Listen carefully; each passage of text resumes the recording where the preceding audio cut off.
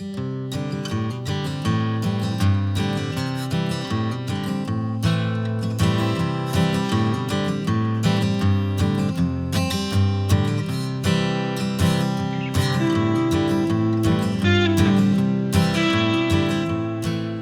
100 orang warga Gampung atau Desa Lamblet, Kecamatan Darul Kamal, Kabupaten Aceh Besar, belajar cara budidaya hidroponik.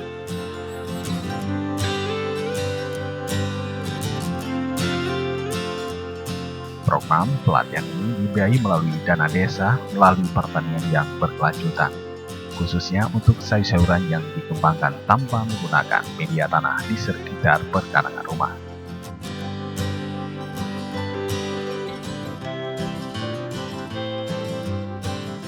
Metode pelatihan ini mulai dari pengenalan tanaman hidroponik, cara budidayanya, perawatan, hingga penggunaan media untuk mengembangkan hidroponik.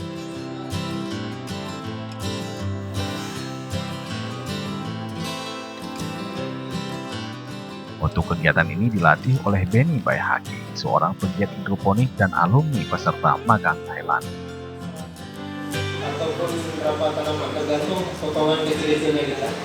Ini kita potong sekitar 2 cm, jadi kita bagi 3. Ada beberapa metode budidaya sayuran hidroponik, mulai dari melubangi, styrofoam, dan dibor untuk unit instalasi sistem hidroponik rakit apung.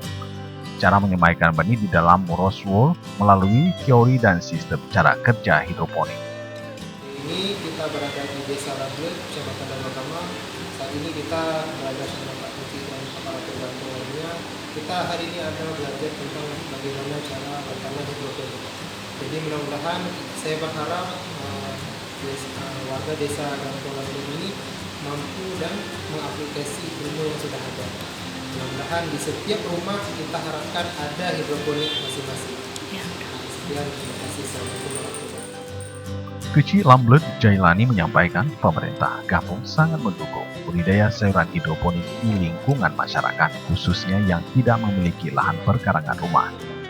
Melalui hidroponik merupakan solusi untuk mengembangkan sayuran tanpa menggunakan media tanah. Selain sehat, sayuran hidroponik terbebas dari penggunaan pupuk kimia, jadi lebih aman untuk dikonsumsi oleh masyarakat.